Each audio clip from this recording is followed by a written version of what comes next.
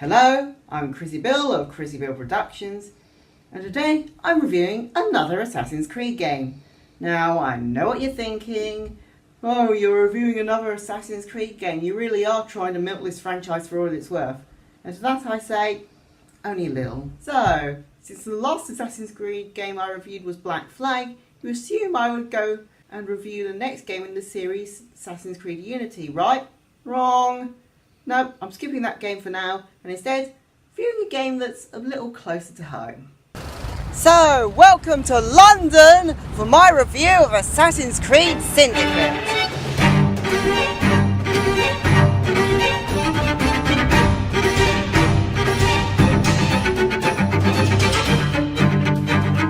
The story starts with Desmond's remaining friends and a couple of members of the Assassins that might have been through the spin-offs, trying to stop a Temple of Potter using the other items of Eden to create a physical body for the real villain of the series, Juno.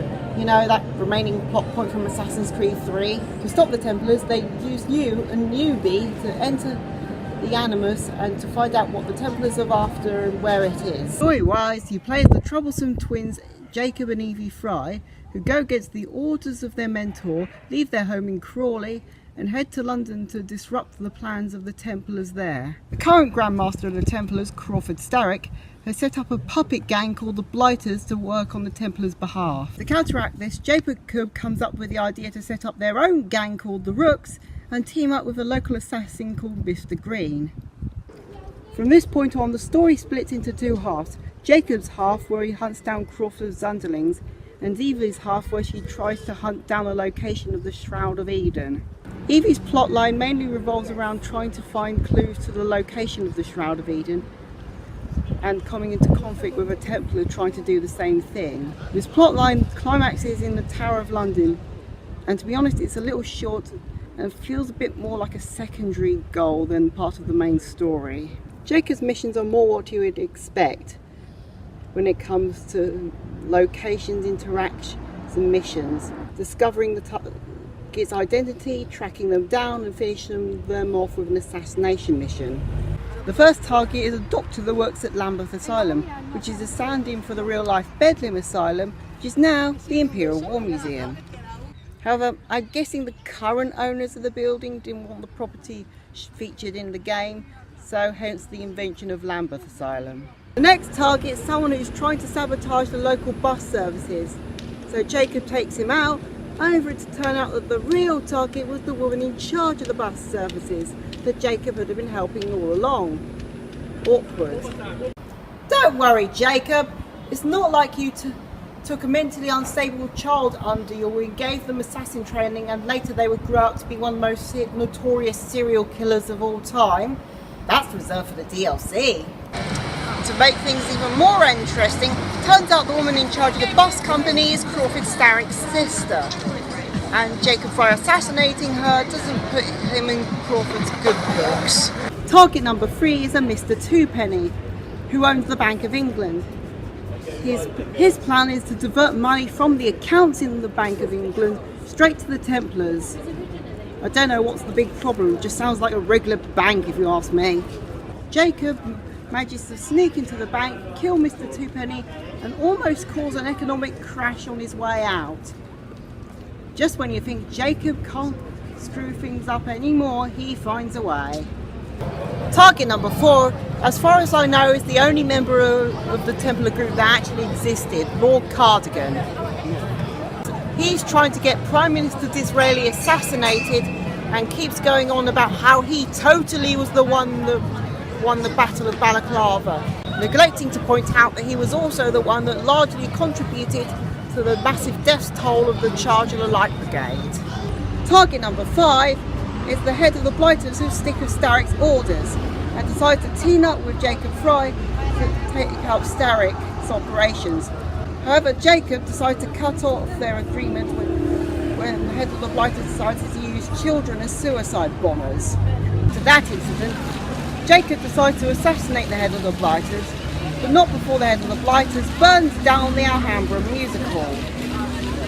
Apparently this is factually correct, since the Alhambra Music Hall did burn down during this time period, and is rebuilt several times and is now the current site of the Odeon Leicester Square. The final mission is to assassinate Crawford Starrick himself and to find the Shroud of Eden, and this is where the two plot lines meet. He and Jacob get into the palace by stealing invitations from Mr. Gladstone and his wife. Meanwhile, Crawford finds the Shroud of Eden hidden in a temple underneath the palace grounds. He and Jacob then face Starrick in a boss fight. Not necessarily a good boss fight, but a rarity for the series. Starrick is killed and Queen Victoria thanks Jacob and Evie. Also, there's a romantic subplot between Evie Fry and Mr. Green. It doesn't really contribute that much to the plot, but I thought I might as well at least mention it. Cut to the present, where modern-day assassins find their way to the chamber only for the Templars to have beaten them to it, and they fail to stop the Templars from running off with the Shroud of Eden.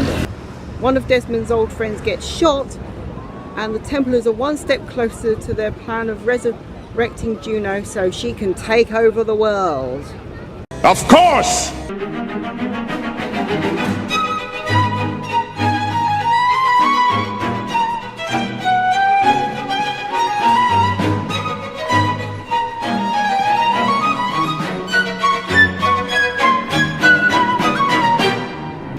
Gameplay wise, it's your Assassin's Creed standard with a bit more heavy focus on combat this time. Evie is a bit more suited to stealth, while Jacob is a bit more combat focused when it comes to their setup. Melee weapons wise, there's a large curved knife, a battle cane and some knuckle dusters, because real men and women solve their problems by punching them. Another thing that's been introduced is a zip line. May seem to go against the game's parkour route, but when you've got structures like this, it makes you appreciate it. You can get loads of money to buy new items, craft new items, upgrade those items, or upgrade your gang and their equipment. Why upgrade your gang? Why? To help you out in fights, of course. Not only from rival gangs, but from the police as well, who will go after you as soon as they see you and start beating the crap out of you before you can say, Stop right there, criminal scum! Nobody breaks the law on my watch! I'm confiscating your stolen goods. Now pay your fine, or it's off to jail. You can also earn assassin points to upgrade the assassin you're playing as at the time. There are side missions, such as retaking the boroughs of London, fighting in underground bare-knuckle boxing rings, and taking horse and cart races around London. They really emphasise the around London part. Another good way of getting around the place is by train. You can also send suspicious suspects to the police, hijack Templar shipments, and free children from workhouses. Like in previous games, you can help out historical figures such as Alexander Graham Bell, Charles Darwin, Florence Nightingale, Charles Dickens, Karl Marx and Queen Victoria. What a colourful bunch. However, the characters feel less essential to the plot this time around, but I'm not sure if that's for better or worse. There's also a collection of time slip missions where you play as Jacob Fry's granddaughter and do missions for Winston Churchill.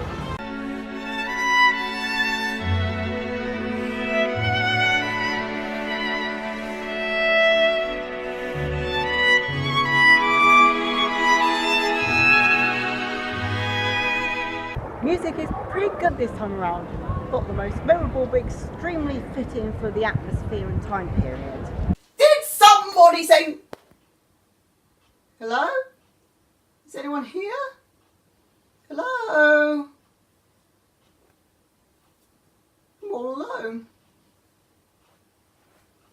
I'm all alone. The graphics are the best in the series yet. They're extremely detailed and accurate, and help create a believable feeling Victorian London, and do a remarkable job of iconic buildings that are still around or long since gone. There are some inaccuracies though, such as the formerly mentioned Lambeth Asylum, the complete omission of King's Cross Station, which was definitely there at the time, and the fusion between the site of Blackfriars Station and Cannon Street Station. I'm sorry, but these things kind of matter to me.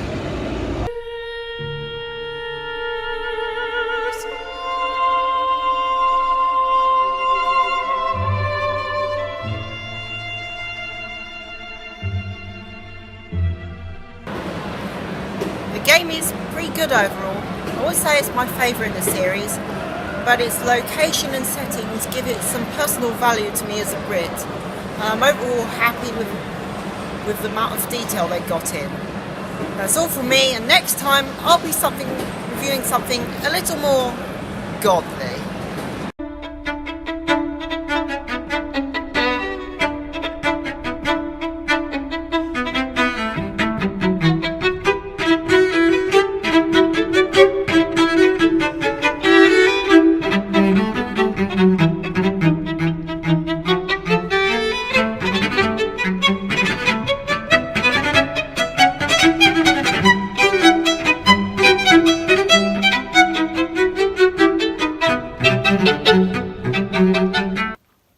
As the sun sets on another day, slowly the pieces of my plan fall into place.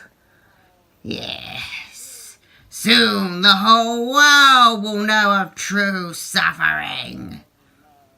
Soon the whole world will know of my suffering.